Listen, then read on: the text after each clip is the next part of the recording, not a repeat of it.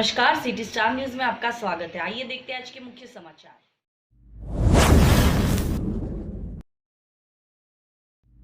आज के हमारे खास मुलाकात एपिसोड में हमारी team national school of drama में पहुंची, जहां हमारी मुलाकात एक ऐसे शख्सियत से हुई जिनकी जीवनी पूरा देश जानना चाहेगा।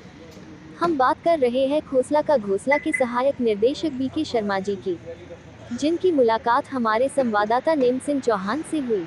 आइए देखते हैं इस प्रोग्राम को विस्तार से। न्यूज़ चैनल से नेमी चौहान, और आज हम हैं नेशनल स्कूल ऑफ ड्रामा। और यहाँ पे ये वो स्थान है, यहाँ पे बड़े बड़े कलाकार हमारे इस जगह से बिलोंग करते हैं, उनकी ये कार्यस्थल है।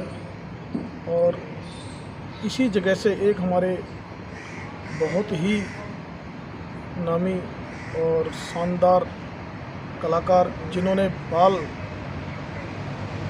बच्चों के लिए इन्होंने बहुत बड़ा योगदान दिया अपनी लाइफ का, जीवन के लिए, और ड्रामा स्टेज से और बड़े फेमस रहे हैं। इनके कई थिएटर बड़े फेमस रहे हैं, लोगों ने उसको बेसब्री से इंतज़ार किया है टीवी वॉच करने के लिए।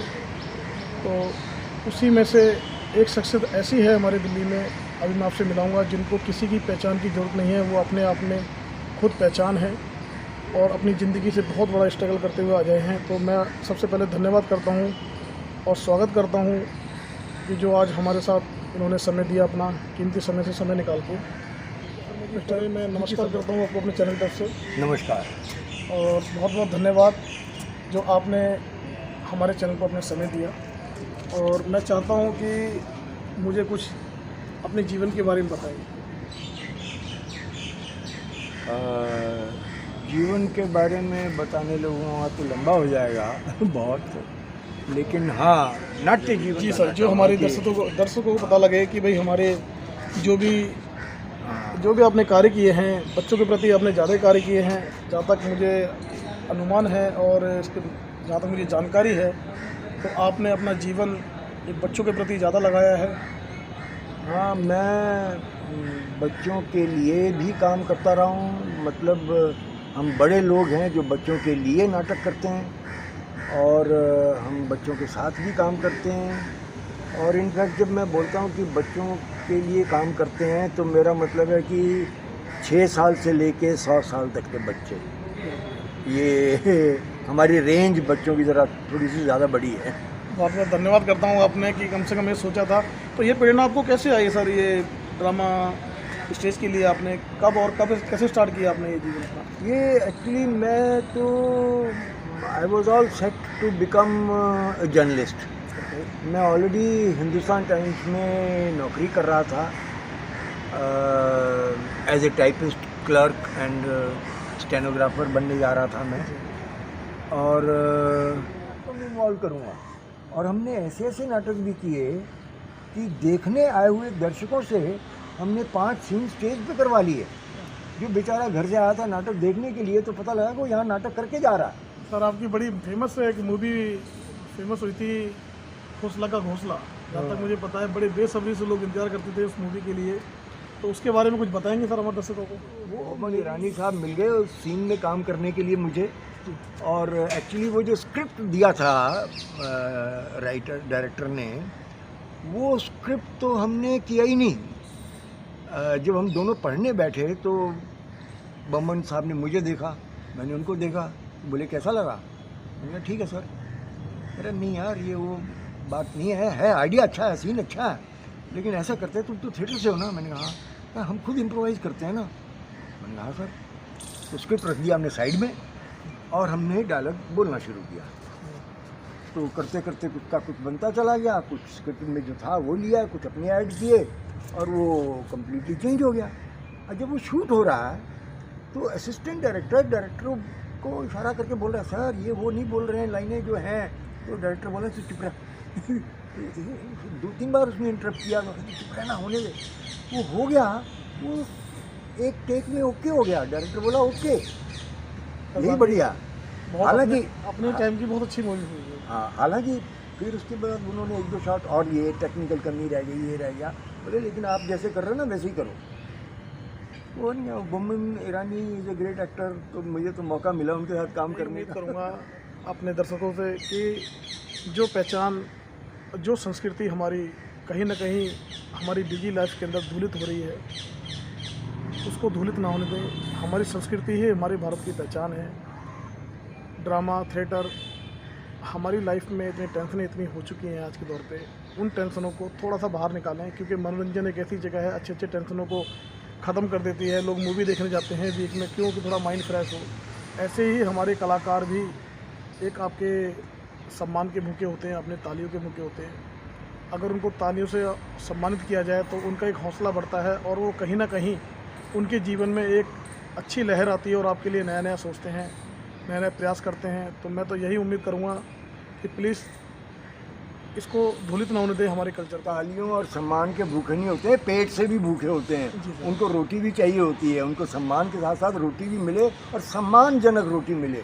बहुत बढ़िया सर, बहुत बढ़िया बात करी। देखो साहब हमारे पास हुए, उस दुख की घड़ी से जीतकर आज हमारे सामने बैठे हुए हैं और मैं धन्यवाद करता हूँ साहब कि जो आपने मुझे इतना समय दिया और अपने जीवन की, मैं चाहूँगा कि आपसे मिलता रहूँगा अपने चैनल पर, क्योंकि मैं आपके जीवन से काफ़ी ऐसी जानकारी लेना चाहता हूँ।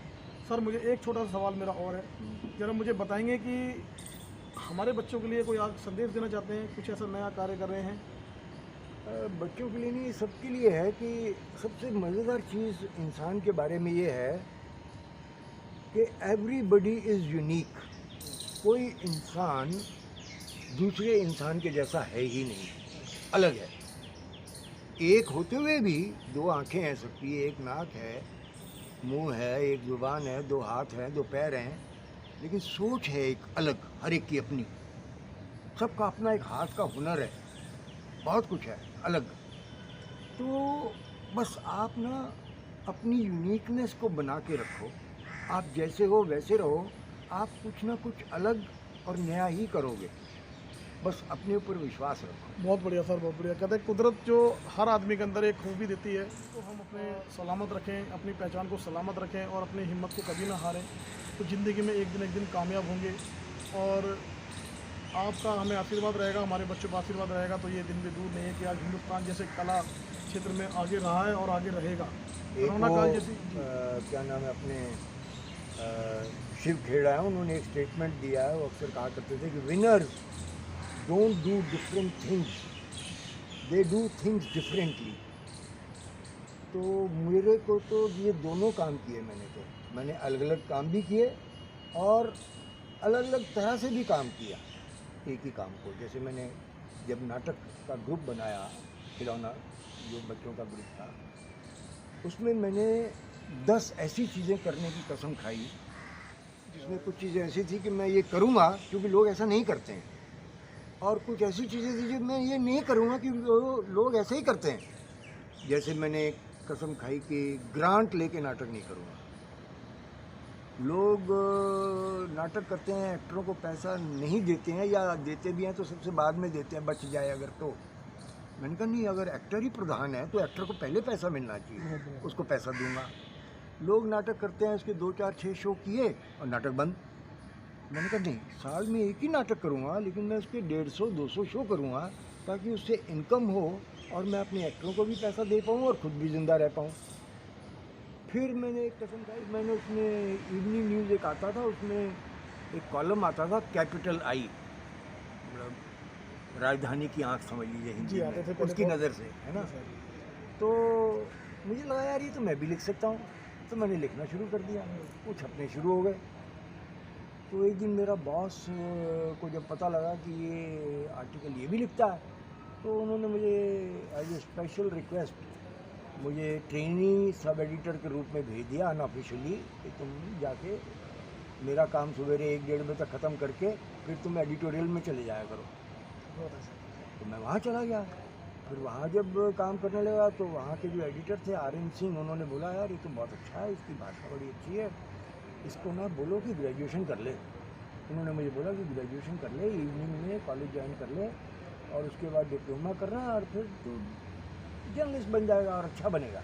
भैया हमारे बच्चों का भविष्य बहुत अच्छा था जो आपने ये सोचा, और आपने बच्चों के लिए बहुत कुछ किया। जरा उसके बारे में बताएं कुछ हमें। हाँ, तो फिर मैं एक दिन हुआ यूँ कि कहते हैं ना कि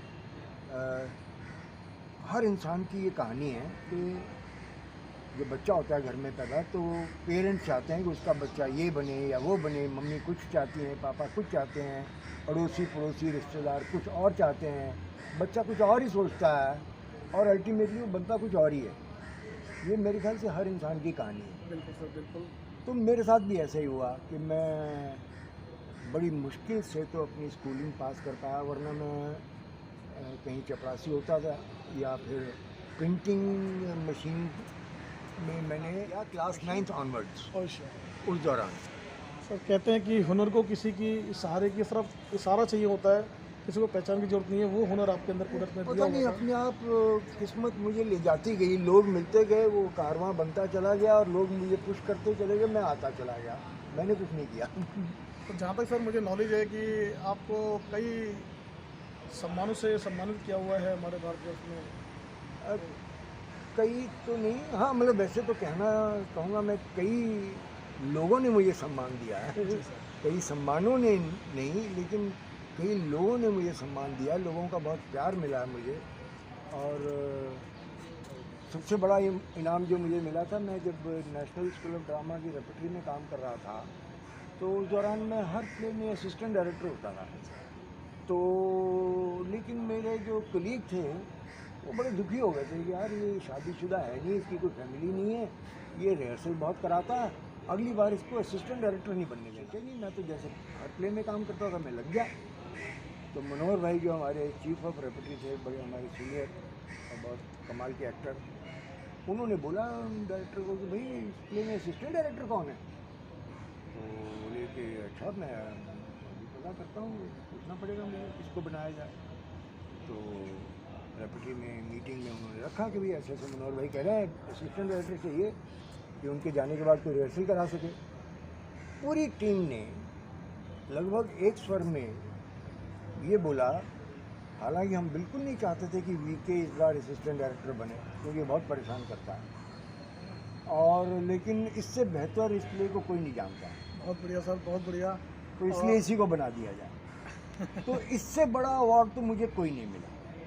बहुत बहुत धन्यवाद। लेता ही नहीं, क्योंकि मैंने हमेशा उल्टे काम किए हैं। जब जब मुझे कहा गया कि ये करो, मैंने वो नहीं किया, मैंने कुछ और ही किया। सर ये आपके अंदर बहुत खासियत है। मैं जानकारी दे दूँ अपने दर्शकों को कि लाइन में खड़े होते हैं और एक दूसरे के पीछे सिर्फ हमारा नंबर लगता है। जो लाइन से अलग खड़े होते हैं अक्सर उन्हीं को जाना जाता है, क्योंकि उनके अंदर कोई क्वालिटी होती है। कुछ लोग सोचते हैं कि हम लाइन के बाहर खड़े हैं, या तो उनके अंदर कोई ऐसी खासियत है, और या फिर वो बिल्कुल एक ऐसा शख्स है जो अपने आप को दुनिया से अलग मानता है। तो मैं एक जानकारी और देना चाहता हूँ।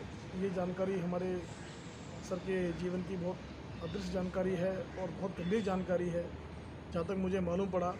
और मैं आपको ये बताना चाहता हूँ कि कहते हैं कि गमों से रिश्ता कुछ मेरा इस कदर हुआ कि आज दर्द नहीं हुआ तब भी मुझे दर्द हुआ, कि आज दर्द से रिश्ता मेरा इस कदर हुआ कि आज मुझे दर्द नहीं हुआ तो भी मुझे दर्द हुआ। तो सर एक बहुत बड़ा एक्सीडेंट हुआ आपकी लाइफ के अंदर, ज़रा उसके बारे में बताइए, क्योंकि जो जीता वही सिकंदर कहावत है और ये आपने सिद्ध करके दिखाया है अपने जीवन का। ज़रा उसके बारे में हमें दर्शकों को बताइए, ताकि उनको भी प्रेरणा मिले कि दुखों में हम कैसे जीतते हैं किसी। ऐसे तो बहुत कमाल की अजीब अजीब दुर्घटनाएं हुई हैं। सबसे पहली घटना, उसको मैं दुर्घटना तो नहीं कहूँगा, पहली घटना ये थी कि जब मैं पैदा हुआ तो मेरी नानी ऐसा बताती हैं कि unlike other children, instead of crying, मेरे चेहरे पर एक साफ मुस्कान थी। नाम रख दिया, ये देखना मजाक कर रहा है पैदा होते ही, इसका नाम रखो विनोद। बहुत बढ़िया। तो मेरा नाम ही रख दिया गया विनोद। तो मुझे तो अपने नाम के अनुरूप जीना पड़ा और एक एंटरटेनर बनना पड़ा मुझे। तो नेचुरल फीलिंग मिल गई सर आपको। बिल्कुल बिल्कुल। क्योंकि मैं जैसे कहते हैं ना कि हर इंसान अपने नाम के अनुरूप हो जाता है, मेरा तो पूरा जीवन अपने नाम के अनुरूप हो गया। सर परिवार को भी एक बार सुनने में आया कि बहुत बड़ी दुर्घटना का शिकार हुआ था आपका घर, कोई आग वाग लगी थी, जिस कारण में हमने काफ़ी न्यूज़ चैनल में आपके बारे में सुना था। सर उसके बारे में बताइए मुझे। उसको मैं दुर्घटना नहीं मानता हूँ, वो एक्चुअली ईश्वर की तरह से फरमान था कि वो गुरु नानक भी कहा करते थे कि अच्छे लोगों को अपने रूट से, अपनी जड़ों से उखड़ जाना चाहिए। ताकि वो दुनिया में फैलें और अच्छाई को अपने साथ फैलाएं। बहुत बढ़िया सर, बहुत बढ़िया। ये बहुत बड़ा उदाहरण दिया सर ने हमें। एक मिनट, क्योंकि ये एक बहुत सोची समझी कुदरत ने जो इनको नेचुरल, अभी साहब ने बताया, जानकारी आप लोगों ने सुनी होगी कि इनकी नानी बोलती थी जब ये पैदा हुए तो इनके चेहरे पे नेचुरल मुस्कान थी। ये भगवान का एक सिंबल था कि ये आदमी एक रोशनी, दिव्य शक्ति लेके पैदा हुआ है और ये हम सबको हंसाएगा। तो आज जाने अनजाने में जैसे भी साहब, बड़ा मैं अपने खुशकिस्मत समझता हूँ कि इन्होंने एक न्यूज़ चैनल से रिश्ता था इनका, और आज मैं एक छोटा सा मीडिया चैनल से इनके सामने बैठा हुआ हूँ। ये मैं अपने आप को बड़ा भाग्यशाली समझता हूँ और इन शख्सियत से मिलकर मुझे बहुत प्रेरणा मिली। और मैं जानकारी दे दूँ, इन्होंने ऐसे माहौल से निकले हुए हैं जहाँ आम आदमी अगर होता तो शायद हिम्मत हार जाता। तो वहाँ उन वाक़े के बारे में बताने में हमारे साहब कितना एक्सपीरियंस अपना बता रहे हैं, ये अपने आप में बहुत बड़ी बात है। तो सर प्लीज़ बताइए सर। तो गुरु नानक जी ने जैसे कि वो कहा था कि भाई अच्छे लोगों को अपने जड़ों से उखड़ जाना चाहिए।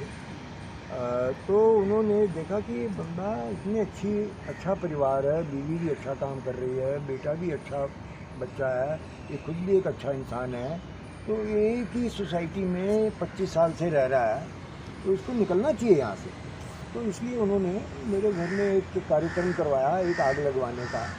एक ऐसे पागल हत्यारे को भेजा जो एक्चुअली मुझे प्यार करता था। अच्छा। हाँ, और पागल था लेकिन मुझे प्यार करता था तो इसलिए उसने मेरी जान तो बख्श दी, लेकिन पागल था तो घर सुहा कर दिया।